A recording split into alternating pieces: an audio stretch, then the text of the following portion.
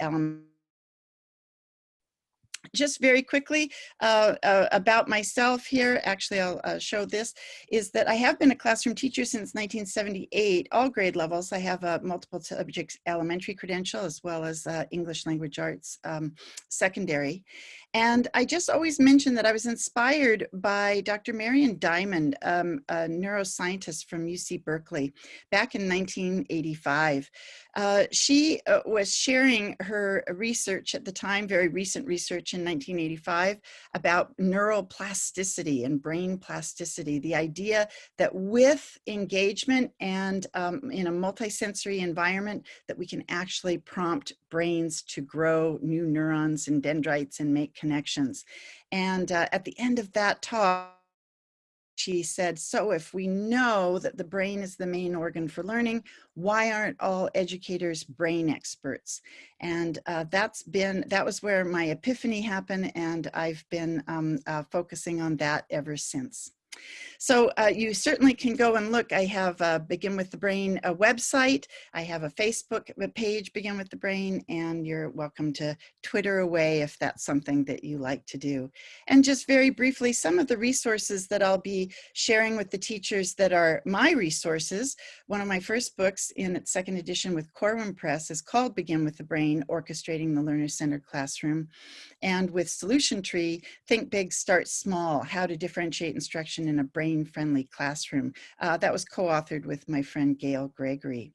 Gail and I also, a couple of years ago then, were asked by Solution Tree to focus on writing books that will address Tier 1 instruction when we start using RTI and multi-tiered systems of support.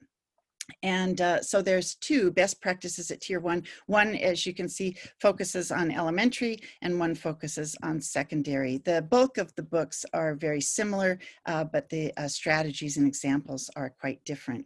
And then most recently, I had an ASCD member book. If you're an ASCD member, you may have this on your shelf from a few years back now. It's called The Motivated Brain, Improving Student Attention, Engagement, and Perseverance. And boy, I think we're going to have to write a second version of this, The Motivated Brain, while doing online instruction, because there are a few more things that we need to address here. Certainly, there's a whole list here of some of the protocols that we can use while we're doing an online version. Use the chat function. I'll be asking for some feedback here in a moment, and so I'll ask you to have your chat box up to be able to make some quick comments. And of course, you know, to use the reactions and any nonverbal gestures. I love waves and thumbs up and such. And muting microphone, keep your camera on, and if you have any trouble with your connectivity, I have met Dale here, and he seems like the great person to connect to. If you're not already familiar with this book called The Distance Learning Playbook, this is just out by Corwin Press in July, and now there's really 3 versions of it. This is the Distance Learning Playbook for teachers. There's a Distance Learning Playbook for admins, and now there's a Distance Learning Playbook for parents. And this is a terrific resource, and happy to mention that to you and support you. All right. I'm going to show a couple of slides. You guys are all familiar with this. When we start talking about differentiation, we are using the little tagline of one size doesn't fit all. And certainly in the little cartoon, if you can't read it there, it's that for our next selection, everyone is going to take the same exam. Please climb that tree. And each of those animals is being asked to climb the tree. So equal isn't always fair is the term that we use here.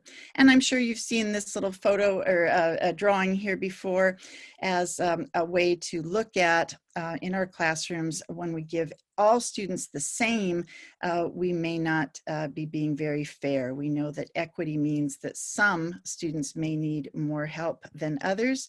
And the version that I like to use is this one. And that is that instead of giving everyone the same box or then just rearranging a couple of boxes, the reality is that we have some students that are way ahead of others in so many ways, and some that are literally digging themselves out of a hole. So this gap, as we approach now and are in this the new blended learning model, we know that we have to mind the gap. There are some big gaps. And so with that, let's see here if I can get these to come on. We know that these gaps are for a variety of reasons. So these are the points, the rationale for why we need to really emphasize differentiated instruction for all and daily differentiation. We know that students of poverty, different socioeconomic conditions, and then family structures and family dynamics are all really influencing whether students are ready or not, and their condition, if you will, for when they come to school. We also know that each of us develop learning preferences. You'll hear that I don't use the term learning styles. The neuroscientists kind of poo-poo that whole notion of learning styles, but we do develop learning preferences. And it would be of great benefit if teachers had tools to be able to determine what are these students' learning preferences. And maybe be able to address some of the strategies, understanding those preferences. And certainly instructional needs vary greatly from student to student. So as we've set things up, we're using the kind of RTI pyramid, the multi-level system of support pyramid. And I'm going to be using the term daily differentiation. That may be different than how you've used differentiation in the past. The two ways that are often used for differentiation is that it is the group of strategies that you bring out when the main lesson doesn't work. It's kind of a fallback that you, we try one size fits all, and if that's not working for some, well, then we look to differentiate. I'm going to be suggesting that we daily differentiate with all kinds of instructional variety, and that we're going to be preventative in that way, that we're going to be hooking learners ahead of time, not waiting to see through formative assessments and such who's struggling and then have to differentiate. I told you there were two. The second thing that we find out with differentiation is that sometimes teachers feel that this is the fun stuff, that differentiation is when you do cooperative group learning, when you do project-based learning, et cetera. And so I've had teachers say to me, oh, differentiation, yeah, I do differentiation on Fridays if we have enough time. It's as if we have to slog through all of the standards and a course of study that we've developed, and that there isn't any room for differentiation within that, that it's only if we get through that and have time. So in this model here, I'm going to be addressing then tier one. I'll just review this very quickly, is that the research continues to show that if we provide high quality, evidence-based, research-based core instruction within the regular classroom for all students, the research indicates, unless you have extremely high poverty areas and immigrant students, which you may, that 80 to 85% of those students should be able to reach mastery if they have been well instructed at tier one. And then devising a way to have a tier two, which would be for targeted students.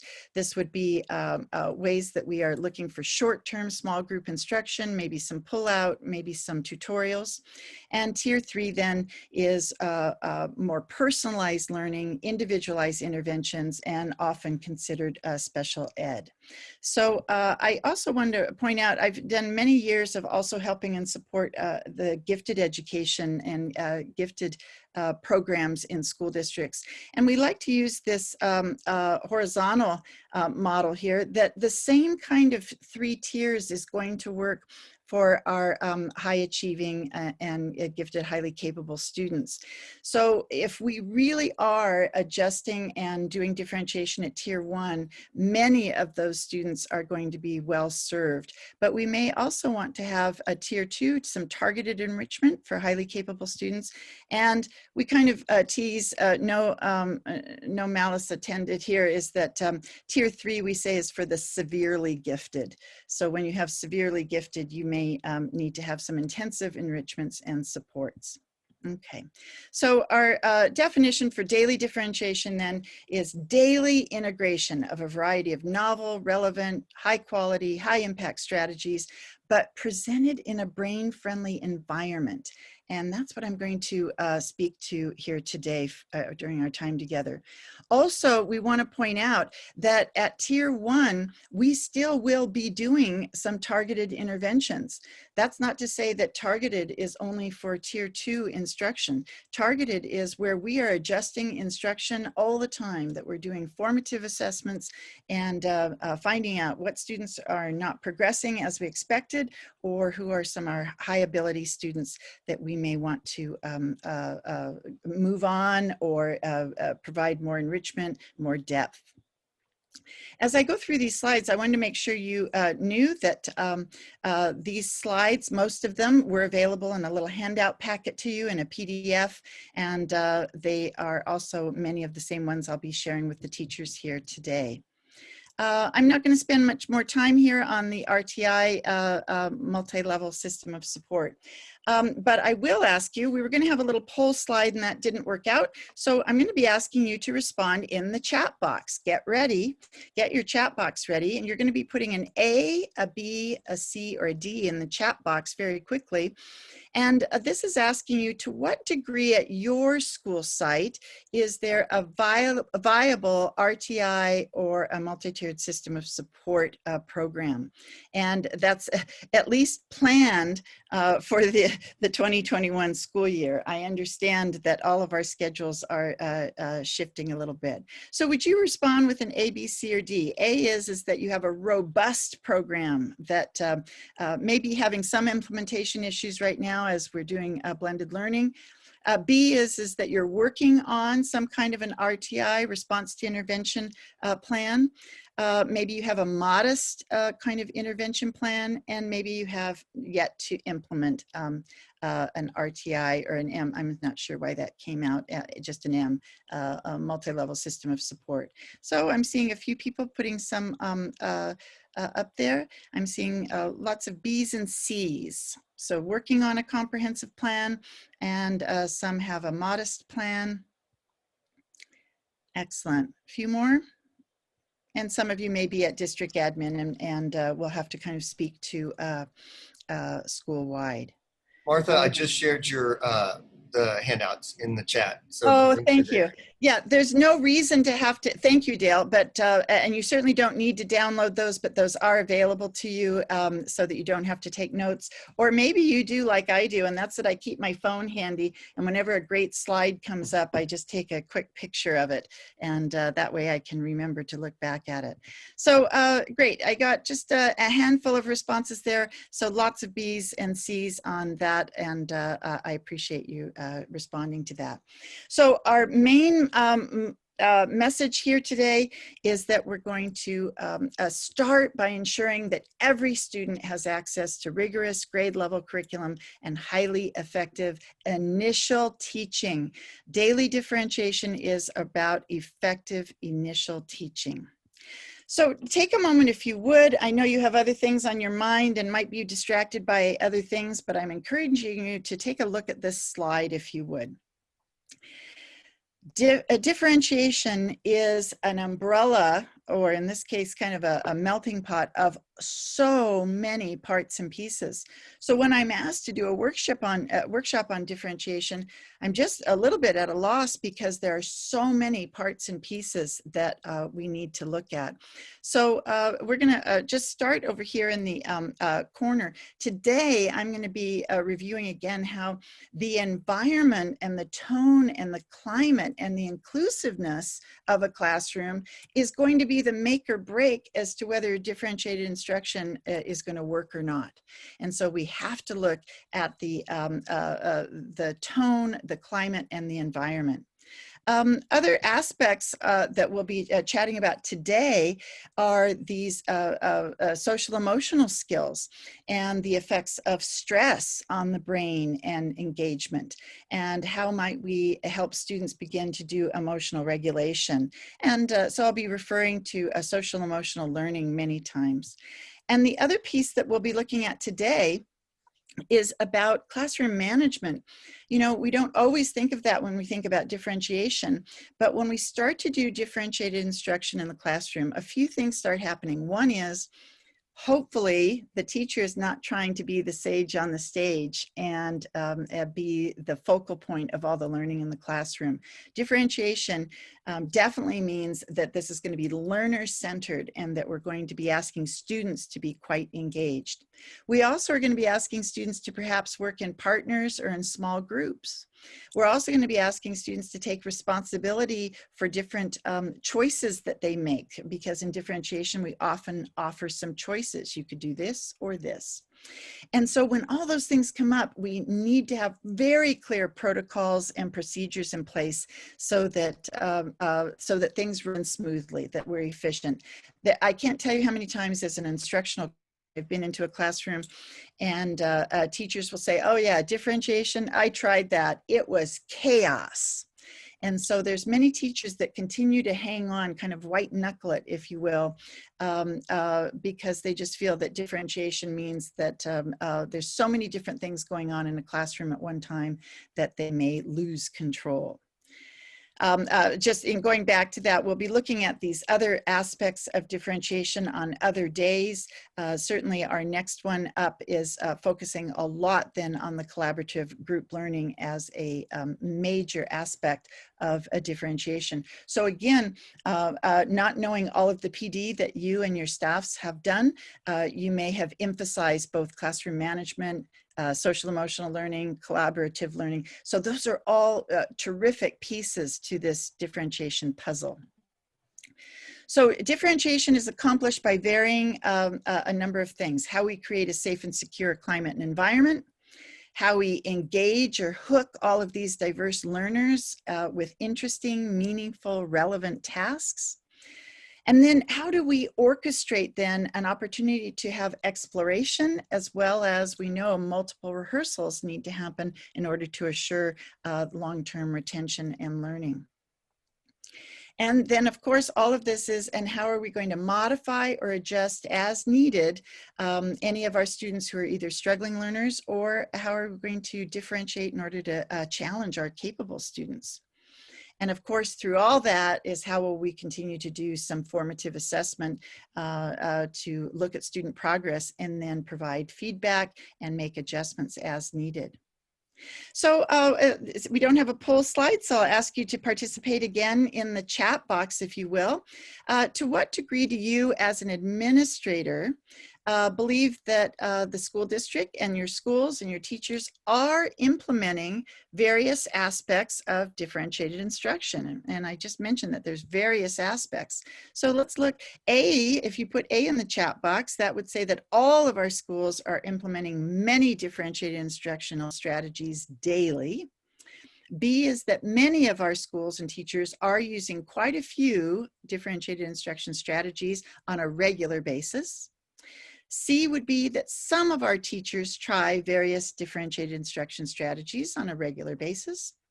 And D then is a few of our teachers try some DI strategies. So I'm looking for some chat and some feedback. That, remember, helps me know better how to adjust and modify. Excellent.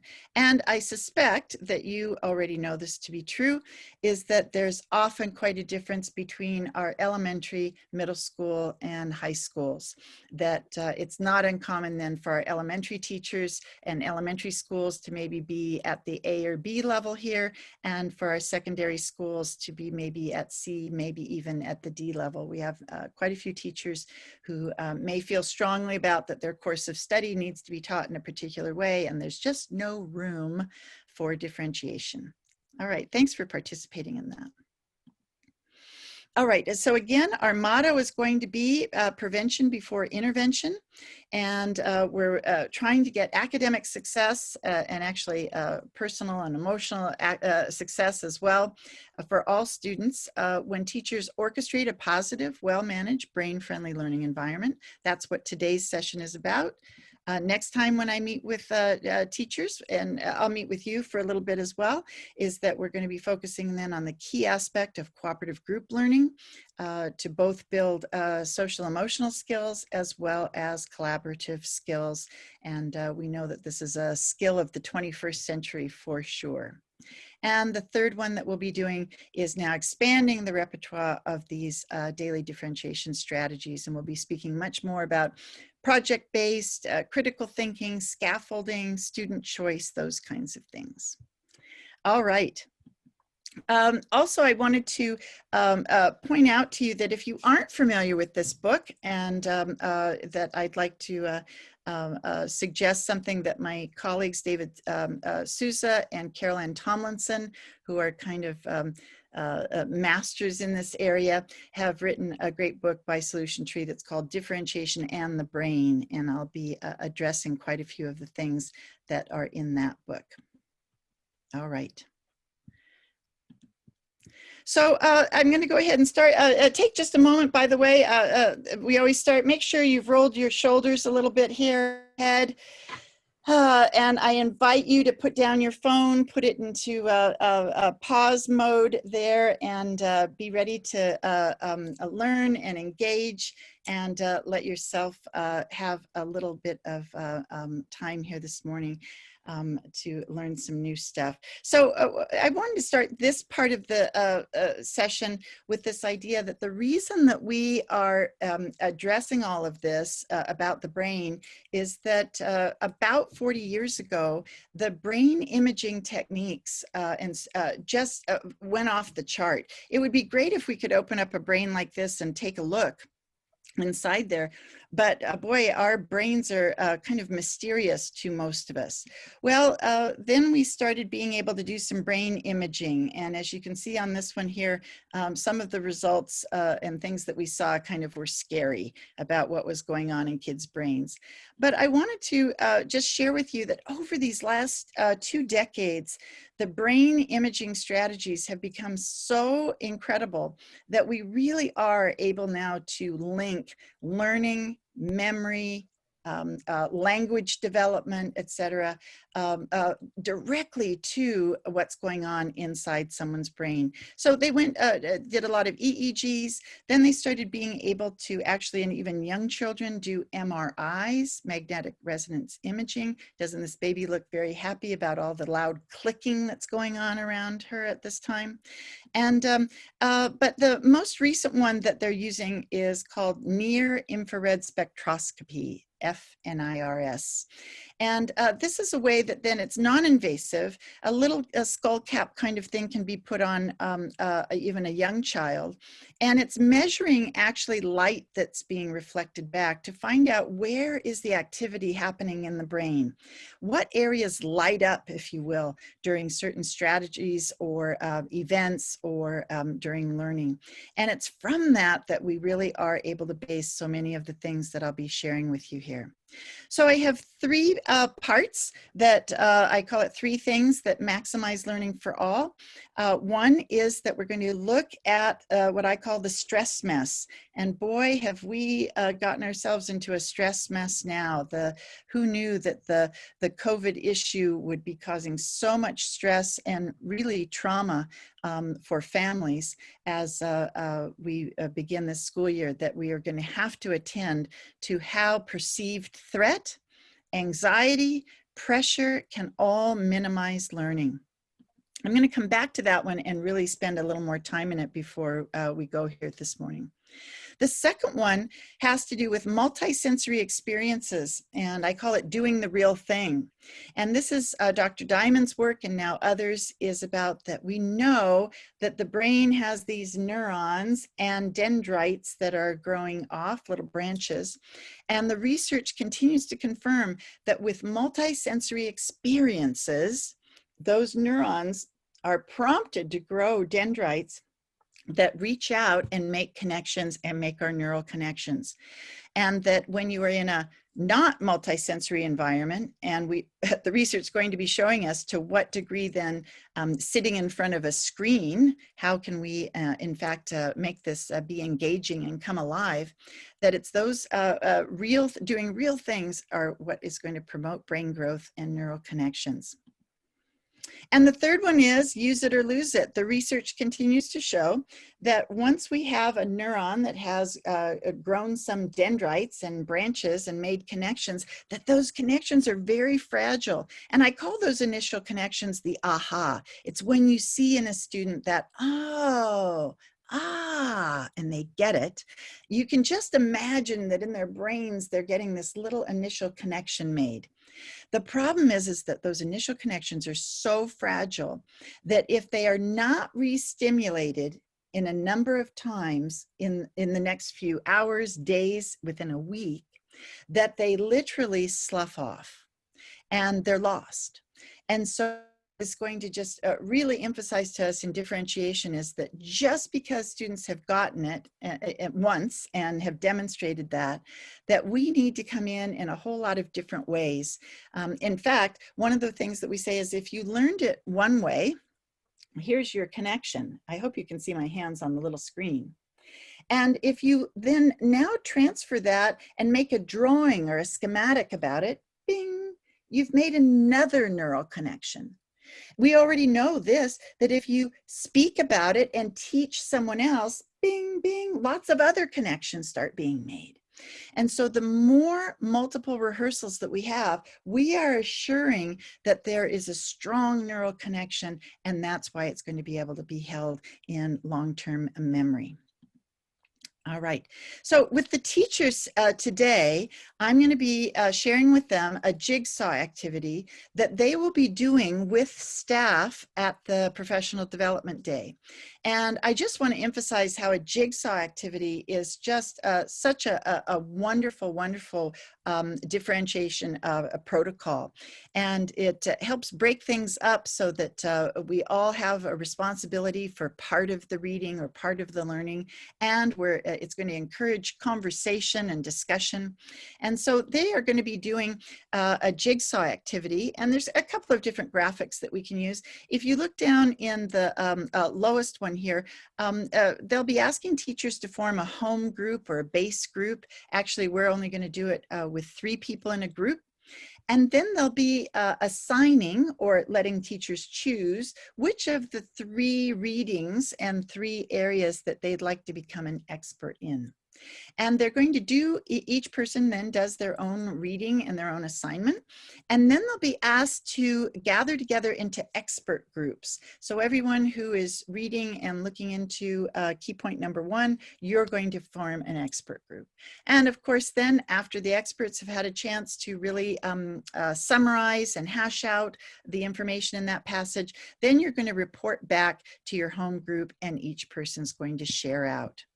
They will have a brain-friendly jigsaw note-taking, because we know that graphic organizers are a terrific differentiated strategy. And so I've prepared a little note-taking. And this is where it gets a little bit challenging in remote learning, but no worries. I'll have that available for them to put up as a Google Doc or Google slide, so that if they are doing the training remotely, that they'll be able to all participate. So they'll have a great activity here as they are doing as they're doing this, what I call begin with the brain basics. It's a read, pair, share, and a jigsaw activity. All right. I'm going to just catch my breath for a moment and ask you if you have a question, either raise your hand or just speak up. Make sure to unmute. If there's any comment or anything that you'd like to make, either in chat or to me, this is that 15-second, what I call pause for the cause, and a chance for me to get a drink of water.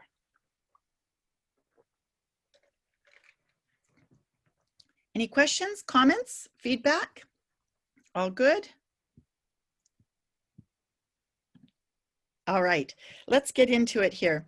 I'm going to share with you then more in depth those three key points about the brain. And again, some of you may already have studied this and know this. For some of you, it may be information that you recall from the past. I'm going to try and add some of the new research to it as we go. So our first one here is about the brain element that has to do with the effects of stress on the learning brain.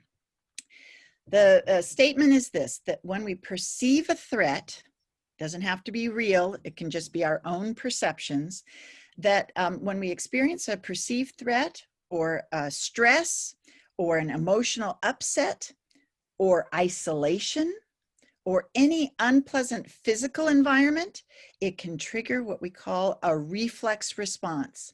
And when we are in the reflex response, it minimizes the brain's capabilities to learn and communicate. So we call this the stress mess. It's that anxiety and pressure can minimize learning. So you've already heard about the fight, flight, or freeze. So let me just do a quick recap. When we have, when we perceive threat or are truly experiencing something super stressful, our brain fight, flight, or freeze mode. Fight is that we tend to rear up and start to get defensive. And we have some students who are oppositional and defiant. And we often find that any kind of stressful event is what triggers that opposition and defiant behavior. We know that sometimes in a stressful situation, we go to flight, which is get the heck out of here. And that is where we are doing avoidance, shutdown, and some of that goes into the freeze. We call the freeze the deer in headlights. We have some students that just seem to be a deer in headlights and unable to communicate back to us. They're not really fighting us. They're not really being disrespectful or fleeing, but they just are shutting down, if you will. I put in this quote, and I just think it's interesting. My colleague, Thomas Armstrong, has written many books, particularly about the brain and adolescence. And this is before COVID was even on the radar. He says that an epidemic is sweeping through our classrooms. It's not connected to a virus or a bacteria or any other pathogen. It's stress. Our students are experiencing stress at levels never before seen in the history of U.S. education. And you add that statement from mid-year of last year to now the additional stress, this is what our focus has to be, is looking at how are we helping support our students through a very stressful time. So here's your brain, a brain moment. I know you wanted a little brain biology here this morning. So here you go. I'm only going to focus on two aspects of the brain here as we look at the reflex response.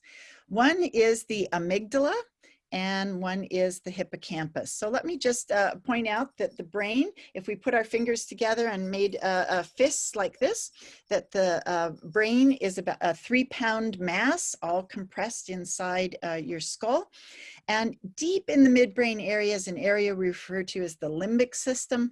And these two areas that I'm speaking about are deep in the midbrain. The amygdala, and actually there are two of them. You can see that because there's a left and right hemisphere, we have two aspects here. The amygdala are two almond-shaped clusters of neurons. I say that because the word amygdala actually means almond. So early on, when someone was doing a brain dissection, they determined that those shapes were about the shape of an almond and named it amygdala. It's actually amygdalae if you realize that there are two of them. The hippocampus is right there next to the amygdala, and it's kind of in this curved shape.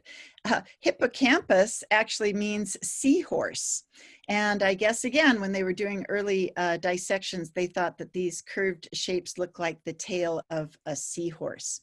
So let me just share with you, the amygdala we refer to as the gatekeeper.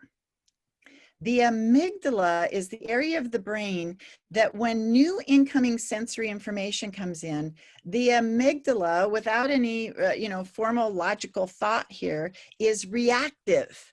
And it's going to react if the information coming in appears particularly stressful or dangerous. And here we see the little snake on the slide here. So if our brains perceive danger in the environment, it's the amygdala that is going to start a whole cascade of things going on. The amygdala, which starts with the letter A, is the area of your brain that is going to trigger a hormone release in your body. And maybe some of you can guess, the amygdala that starts with the letter A is going to trigger a hormone release that starts with the letter A, and that's adrenaline and cortisol. So when we have any kind of inkling of stress going on, our brain starts an adrenaline surge. And immediately then through our brains and through our bodies, we start having a reaction. The very first thing is that our heart skips a beat and starts beating harder and faster. For those of us that are over 60 now, this is blood pressure issues, etc., going to be starting to emerge. As the heart starts beating harder and faster, that increases blood flow throughout the body. For those of us that are fair complected, it might start making us have red face or blotchiness. As the blood starts coursing through our body, it needs to be oxygenated, so our breathing changes, our respiration changes. When we're under stress, we often start doing rapid, shallow breathing. It's often with kind of a little sick smile on your face. Rapid, shallow breathing does not fully oxygenate our blood, and so we start almost kind of doing a little panting. And as we start doing this rapid, shallow breathing, it's going to dry out the mucous membranes in our mouth and lips. Now, during stress responses, we have dry lips that are starting to happen, and we need to put on a little something to get our lips. We start needing a drink of water when we are under stress.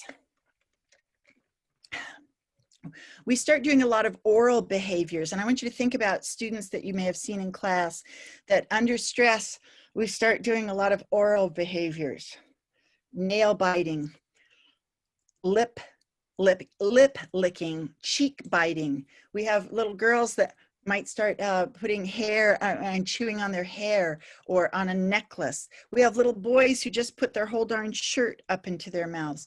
There's a lot of oral behaviors that are connected to the stress response. Now, a couple of other things about this adrenaline surge is that if your adrenal glands are surging fast and getting that blood flowing, the blood goes to the large muscle groups in the body first. Remember that if this gets too dangerous or too stressful, we may have to fight or fly. So the large muscle groups of hips and thighs actually engage with, get engorged with blood. And now we have a lot of fidgeting, chair rocking, foot tapping, kids getting up out of their seats because, again, our muscles are stimulated when we get our adrenaline going. Now, this works fine when we are in a sporting event and we are wanting to go for a run. It's great to get your adrenaline going. But in a classroom, then, this extra adrenaline can really be disruptive to the student and to the rest of the class. Another thing that happens is that our hackles tighten. And I always ask, and I'm looking at some of you on the screen, I don't get a full view here today, but put your hands on your hackles, if you will. Do you know where your hackles are? I'm looking through here. I'm not seeing very many. Yeah, you know it. It's the complex muscle group of neck and shoulders, that when we are in the reflex response, our neck and shoulder muscles tighten up. The intention is that we bring our chin in, meaning our unintended intention is that we are trying to make ourselves look bigger and fiercer. It's a posturing that we do. But that constant hackles going up, which is what happens when a cat or dog gets upset. Now, when their hackles go up, the muscles tighten and the hair goes up on the back of their neck. Some of you may have hairy necks. I always say that's a whole nother workshop. I can't help you with that today. But we do this tightening up. And so we often start ending up getting stress headaches and feeling very tight in our neck and shoulders. And that's why many of our relaxation and stress reduction techniques involve head rolling and shoulder rolling and stuff to try to relieve some of that stress. Now, I'll just mention a couple of other things that in the stress response, something that happens is that most of the other body systems shut down except for the elimination system. It is not uncommon when you are in a stress response to feel the urge to go to the bathroom. And that's not uncommon for kids, that when we are anticipating an oral report or a test, that you have many kids that are asking to go to the bathroom. And so we feel the urge to purge when we are under stress. In fact, for some of us, it even turns into loose bowels, etc., because it is our body's way of saying, get ready, that you could run a lot faster if you didn't have a full bladder. So all of these things are going on, and it's important for teachers to start noting these physiological symptoms that they may see. I didn't even mention that the stomach ache is a classic one. And by noting these things, we really can get a little pulse check that maybe this student is really experiencing some stress that we didn't even realize. Now, here is the key point of all of this. The hippocampus, back to the slide, if you will, the hippocampus is an area in the brain that we often refer to as the seat of memory. It's not where all our memories are stored. It is Grand Central Station. It's where new incoming information is connected to prior learning. Now, we keep hearing this idea and understanding about that understanding students' prior learning is so important. That's right, because a good teacher is going to try to hook any new learning to prior learning. And so the hippocampus is going to be the area of the brain that when something new comes in, the hippocampus is going to go, oh, that's like this, and be able to bring to the forefront maybe you've learned in the past. So the hippocampus retrieves prior learning, but it also files new learning. It makes connections. So this hippocampus is this wonderful Grand Central Station. Some people call it the file cabinet because you're opening it up, you're looking, and you're tucking things in something that makes sense. This makes sense to have it in this file. So here's the key point. The distance between the amygdala and the hippocampus is one neuron right here. They're just connected by one neuron. When the amygdala senses a perceived threat or true danger in the environment, the amygdala shuts down the connection to the hippocampus. The amygdala basically says, all hands on deck. This isn't the time for learning. This is possibly very dangerous. Be careful, everyone. And it shuts down the connection to the hippocampus.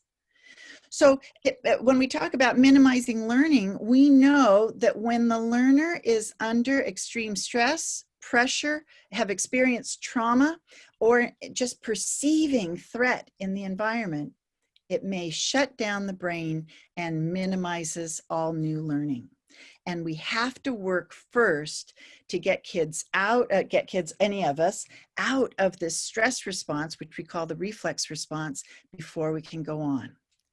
Now take just a moment to think about that for a second, that the amygdala actually shuts down and keeps us from being able to be in the seat of memory, in the memory part of our brain.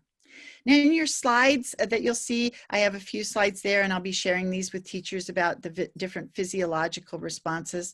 This is a little sketch from one of my books, because I asked an artist friend of mine to kind of look at what are just even some of the things that might be in a classroom that may trigger this reflex response.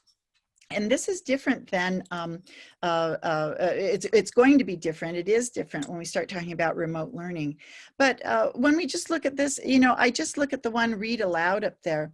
For some students, the idea of having to read aloud in front of peers is very stress producing. It wasn't so for me. I was the kid that went through all of school with my hand up saying, pick me, pick me. In fact, I'd even say, do you want that with a British accent, or would you like a French accent? So I always saw reading out loud as this performance opportunity. But you know that there are so many students that are basically counting ahead and looking at the paragraphs and trying to determine whether or not they're going to, which paragraph they're going to have to read, and they're counting down the aisle. So just having to read aloud, and especially an English language learner, often then has great anxieties about having to read out loud. So there's so many things that might trigger the reflex response.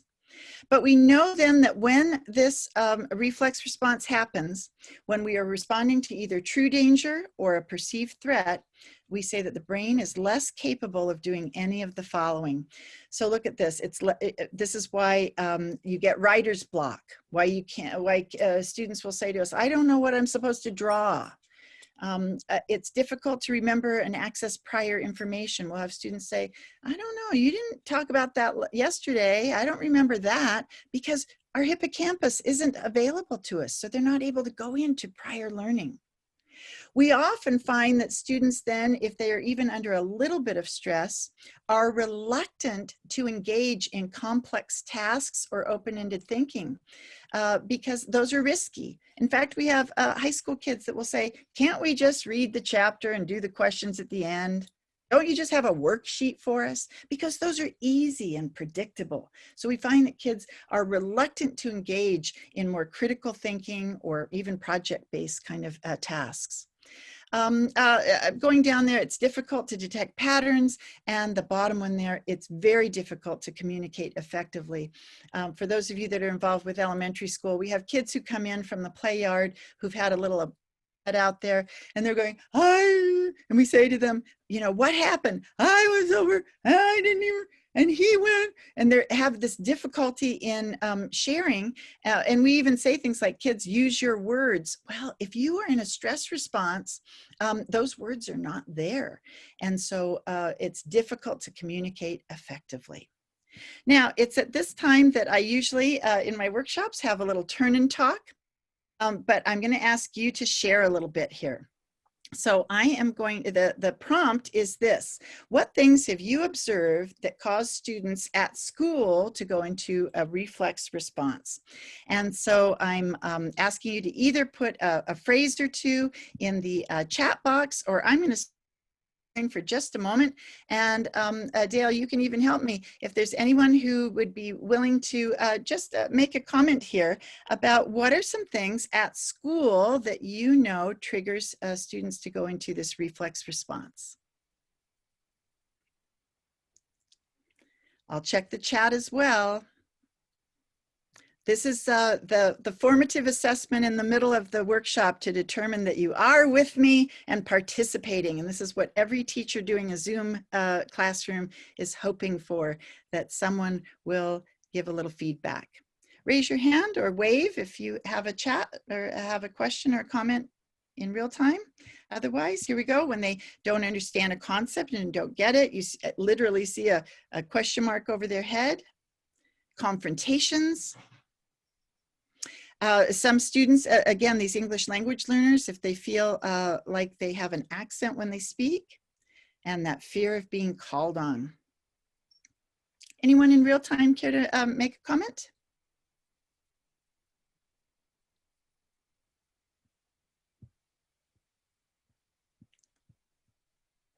All right.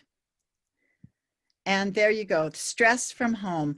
So this is now where in these the last decade, the idea of trauma-informed and trauma-sensitive. because now we can even see that in the stress response, that now we're talking about chronic stress and toxic stress, that stress over time, especially perhaps in your living environment, in your family dynamics, in poverty, that this can really affect kids, and that we need to be much more informed and then sensitive to the ongoing stress that may be going on at home. All right, let me get back to this. I appreciate your comments. And this always says, I often put up a 1 minute timer here and give people a chance to do that. This is a little technique when we're doing Zoom calls, is that timers can really help. So I'll be sharing with the teachers quite a few little timers that they can put up. This is a 1 minute sand timer. And it says, as long as the timer's going, please give some feedback. Okay, I'm going to move on. So you already know this, that guess what? Some stress is optimal, that a certain degree of stress can help us do peak performance. Now, there's actually a word for it, and that's eustress, that eustress is the good stress. So here we're looking at a model. This is called the Yerkes-Dodson stress performance curve. And as the stress level intensifies, sometimes we put this down as pressure. As pressure intensifies, then performance starts to get better, more motivated, more focused. So a little pressure is helping us, and then we're at peak performance. But if the stress continues too much, or if the pressure is too great, that then we start going down this backside. One of the first things that shows up is fatigue. And this is where we see people yawning and falling asleep in a meeting, or just saying, I gotta rest, or I've gotta take 5 here. But it can lead to more susceptibility to becoming sick. We start having more feelings of panic and anxiety and anger. And of course, then too much stress, chronic stress, can actually really affect our immune system. So the trick here is, how can we provide and encourage engagement that is a little bit stressful, but that doesn't push kids over the edge? And while we're doing that, while we're not giving the answer, while we're asking them to keep working on it, while there's a little cognitive dissonance where that we're increasing their what we call cognitive load, we are also doing frequent formative assessment to double check that kids are not over the top. So I call it going over the falls. And this is where by being more aware of that stress response, we will be able to hopefully back it up a little bit so that we can keep kids in that learning zone. And one of the biggest stressors comes out as what we refer to as anticipatory anxiety. And that's worrying about what might happen or what is going to happen next. The classic example for that is is that when students come in, actually admins, you would agree with this as well, that when staff comes into a staff meeting, they'll already say, are we going to talk about this? Are we going to be done by 4? Or all of these questions that are saying, my anxiety is a little bit here and I need to know things so that my anxiety can be relieved. So we know that organization and consistency, anything that we can do to reduce chaos and confusion, is going to help reduce anticipatory anxiety. So that's going to be a key factor in as we speak about this classroom management piece. The other thing that is a huge stressor, especially for students in classrooms, is not feeling included or social isolation. So this screams to us that we must have really quite a wide variety of a big repertoire of cooperative group learning strategies, where students feel they have a study buddy, they know who their base group is, they maybe even got to choose who they worked with sometime, but there's a classroom community that is, yes, the whole class is a community, and within that there are all these sub groups and connections. This has been the biggest challenge as we are doing blended learning, remote learning, online teaching, is helping students feel connected and feel included and not just isolated. And as we do in-class teaching, that is socially distanced. Look what we've done. Desks that are sometimes 8 feet apart with plexiglass study carrels, etc. And it's almost as if everything about COVID is saying that, you know, we have to be isolated. And so therefore it's difficult to form these good relationships and inclusion. Also, social isolation comes again from second language learners, is not feeling like they're keeping up with the conversation, feeling like if other people are speaking in another language that they're not in on it, and so that can be very, very divisive. So when we talk about less stress, there's a few things here, is that we're maintaining an atmosphere, a classroom that feels safe and secure. And I do both the climate of it, the tone of it, as well as the physical environment of it. So our goal is, how can we maintain this atmosphere that is low threat, but still have high expectations for rigorous activities and high challenge? How can we keep it joyful and inclusive and still rigorous? In the intro of one of my books, I point out that my master teacher back in 1978 had said to me, "Don't smile until Christmas." Because he said, if you let them see that you can laugh and be joyful, that they'll take advantage of that. And so we know that we know now that actually joyfulness and laughing is actually a terrific stress reducer. The other thing that we'll be particularly working on today is making sure that students know the agenda and the purpose and the game plan, and have clear procedures and protocols for activities. And I was appreciate that the assistant soup here, as we came on, was pointing out that you've been working diligently on procedures, et cetera. And the other thing there is that we need to have some time for reflection, contemplation, and stress reduction. So those are going to be some key elements of a brain-friendly classroom.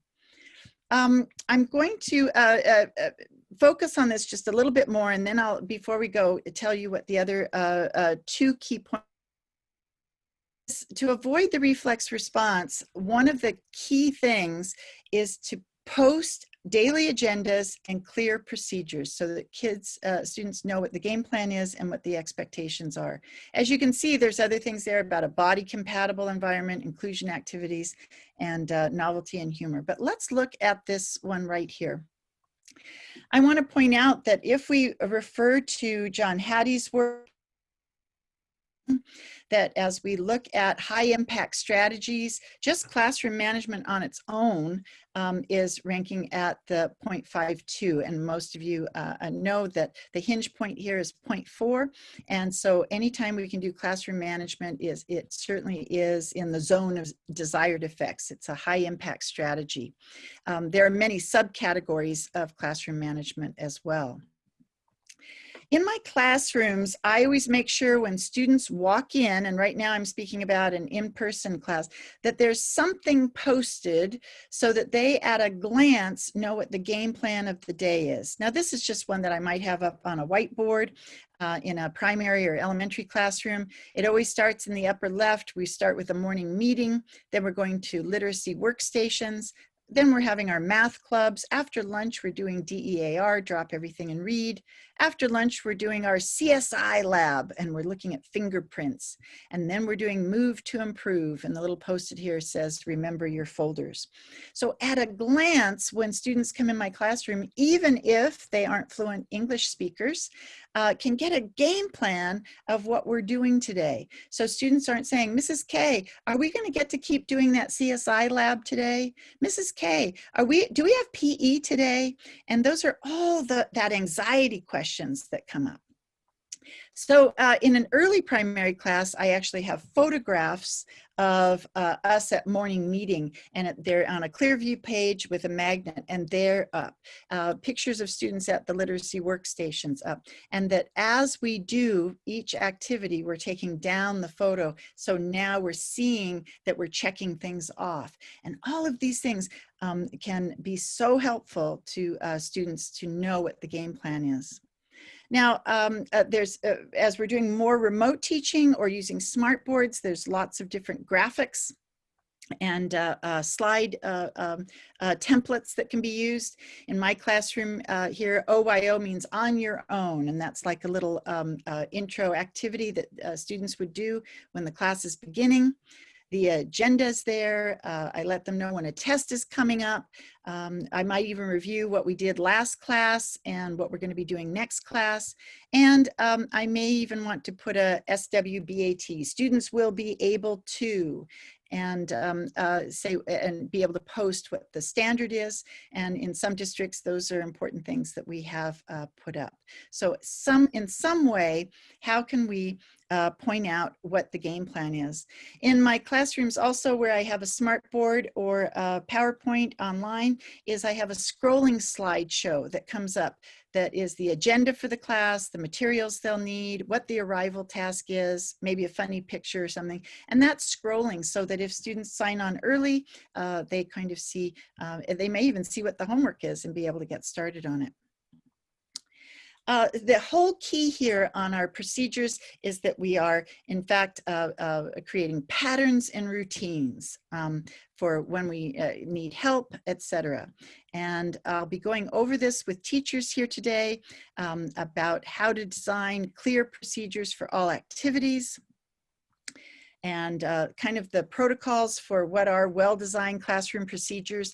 And we are needing to revamp these in big ways now that we have more students who are working offline or in the hybrid model of blended at the same time. So our at-home online students may have a slightly different set of procedures than the in-class ones. So that is going to be a big focus today with teachers about emphasizing how the agendas and procedures are so key. All right, I'm taking my breath. Is there any questions or thoughts or comments that I need to, I lost my chat box here. Let me get back to it. Remember, whenever I get a drink, that means you get to sit up. Roll your shoulders a little bit, roll your neck. Yep. Sometimes we need little reminders about that. And now, remember I said that a little joyfulness always helps? Well, I'm going to show you two things that are going to bring you joy. One is prevention before intervention is right behind me on a little bed. I have Pickles the pug, who sometimes, if I get going on an all-day workshop, gets a little jealous and doesn't pay attention. So I purchased a licky mat. Do you know what a licky mat is? It is a flexible silicone pad, and that's, I know it doesn't look very good, that's peanut butter on it. And so if Pickles starts barking, the UPS guy comes or something, I'm ready. I just fling out the licky mat and she can just lick to her little heart's content there and stay busy. So I told you to bring a little joy and a smile, is I just got this jacket back in March or April. It must have been March because I wasn't shopping and I didn't have a chance to wear it yet. But guess what? I just found out I have the price tag under the arm here. I hadn't worn it before, so I'm so glad that this was an online training and not just one up on the stage, because that would have been embarrassing. Now, did you know that a little smile and a little laughter actually is the antidote to your the adrenaline and cortisol? All right, the second brain key point, because I just have a couple of minutes here to recap what these other two are, is that when you are in a multisensory environment, that it's going to promote what we call neuroplasticity. Every brain is wired uniquely. when we are born, we're born with about 100 billion neurons, and then there's a trillion or more of what's called glial cells. Those are the structural cells that hold up the neurons. And, you know, I have a phone that's going off in two different places. And so we have these 100 billion, you are born with the neurons. Then when you have multisensory experiences, those neurons begin to sprout dendrites. Dendrite just means branches. And these branches start to sprout out, and they actually, the term is migrate, and they migrate to connect with another neuron. That is when we have these aha moments. It's when the neuron starts growing these dendrites and reaching out, and we start forming our neural networks. Check out this drawing right here. The artist rendering here of a neuron with dendrites. On the left side is at birth a very immature neuron, and it has the cell body, it has the axon and terminals, and then the one on the right is what we call a mature neuron, and this is where all these different branches have started to grow. The scientific term for it is actually that they get bushier. So these neurons start growing, these dendrites, and start getting bushier and more mature and start making more and more connections.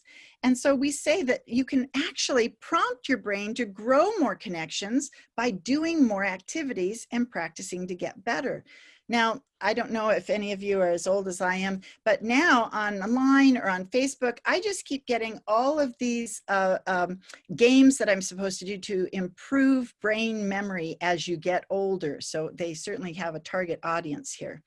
And it's absolutely true, though, that when you do real activities and practice to get better, you are, in fact, building your neural network. This is a slide that I show when I do even parent presentations. The slide on the left from Dr. Diamond's lab is the density of neurons and the density of dendritic connections, if you will, in the cerebral cortex of a 2-week-old infant. But the one on the right is a 2-year-old.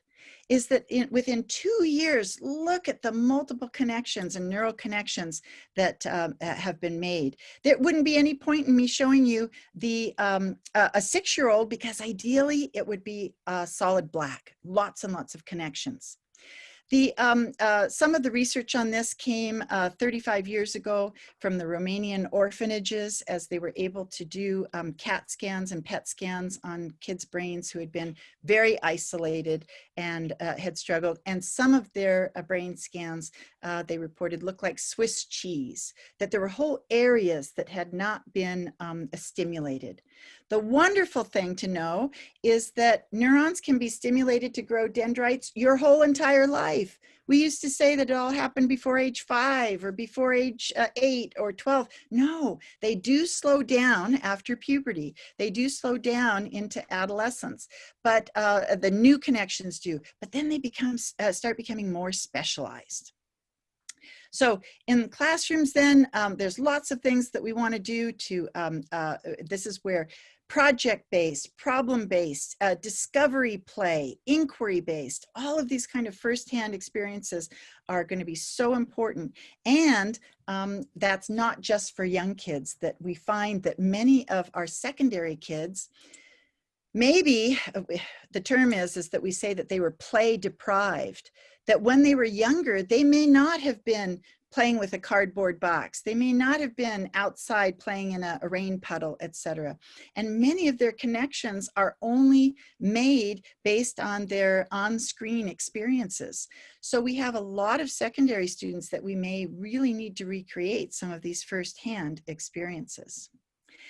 When you have developed an area of your brain in a lot, and you have made lots of connections, then we say, ooh, you are so dense. And in this way, that's a compliment. So often with kids, I'll say, what parts of your brain are more dense than others? And a lot of kids these days will say things like,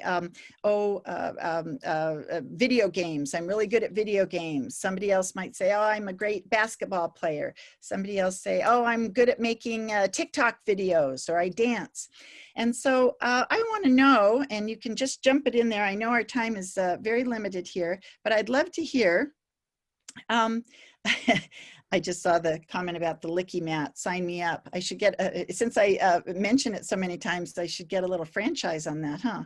So when we ask you about what brains are more dense, this isn't a put down. This is a good thing. What areas of your brain, what things have you done so many times that you have a very thick neural network?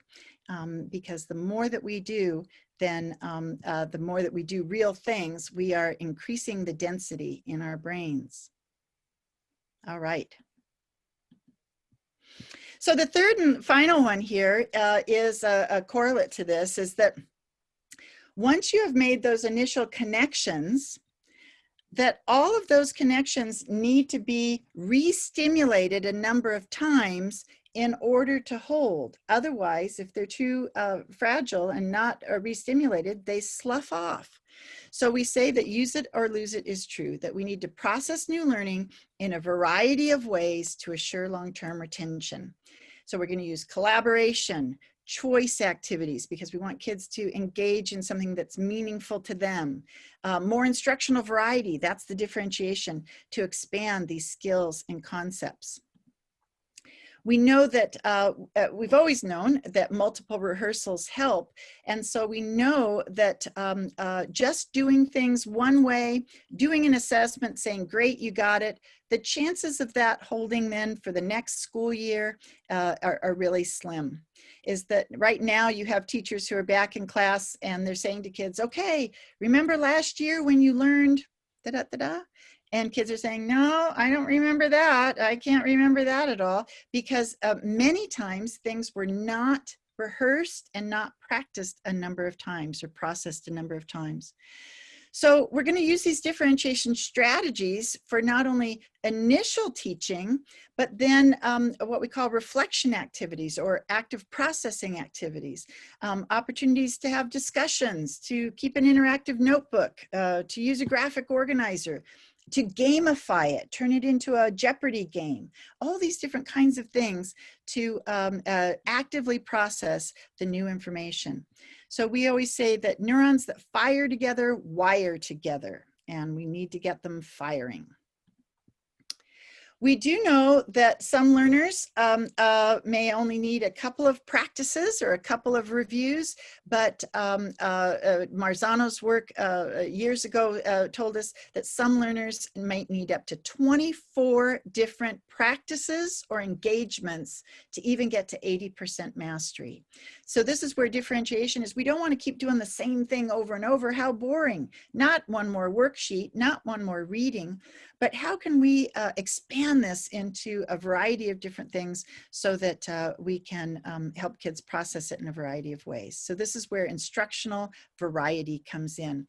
As you may imagine, instructional variety, one of the first things on the list is that we need to limit our direct instruction. And this holds true particularly for middle school, high school classrooms, is that in what ways can we help teachers not be the sage on the stage? We used to say then they were the guide on the side, and now we're saying how can the teacher be the activator of learning and be less more the facilitator and less the provider of all the knowledge. And we're going to look to how we can provide more non-linguistic representation and really use the multiple intelligences and multimodal approaches and student choice. So I'll be focusing on these things in our next 2 sessions with teachers. I'll be focusing on collaboration and cooperative group learning strategies next time, and then instructional variety and choice the time after that. I had just a quick thing to share with you as we leave. I rotate back into the classroom on a pretty regular basis. I've been writing books and doing trainings with ASCD, Solution Tree, Corwin for many years. But I always feel that in order for teachers to find me credible and authentic, I need to rotate back in. So I have a wonderful public charter program with our local school district that I am an enrichment teacher. Sometimes I'm a short-term sub, but I have a very small contract with them to go in. And this was a group of 3rd and 4th graders, and we were looking and studying about the water cycle and our local watershed area. Now, we had dozens of activities that had been provided to us, and here you can see that some of them are working on different kinds of cut and paste and charts and drawings and such to illustrate the water cycle. And at the same time, for the next week or two, we had little stream beds that we'd made in pans that were right outside. And the kids had clipboards and were going out and looking at evaporation, looking at what was going on in these little mud tables that we'd made, and recording their data from their projects. And then one day I just gave them 5 minutes and I said, who can tell me, or who can show, whoop, you know what I'm going to see here is that I have to get out of this mode, I bet. Sorry. Let's try it this way. I have a little video clip for you here. Let's see if, no, oh, there we go. And I gave them just a couple of minutes to come up with, and here's some 3rd and 4th graders acting out the water cycle. Asha will say action when it's ready. Action.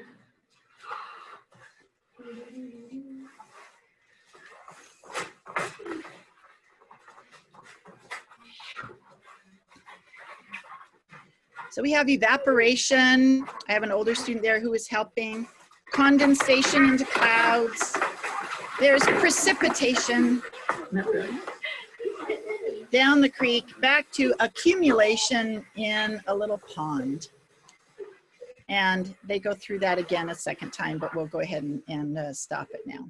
All right, so here it was a different variety of ways, and those are the kinds of things that I'll be sharing with teachers about how to do instructional variety and differentiation. All right, so our key takeaway here is this, is that for differentiation to work, it needs to be daily differentiation, not just on Fridays, not just if someone isn't, or if someone is struggling. Students should have multiple experiences for how they take in new information. Then they need to have multiple opportunities for how they process that new information. And then ways to make sense of it. How can we apply this? What does this, what can we do with this information? And then, of course, maybe have even various ways for how they can demonstrate their understanding through a variety of products and performances. All right, I'm going to stop sharing. Those are the things that I'm going to be sharing with the teachers today.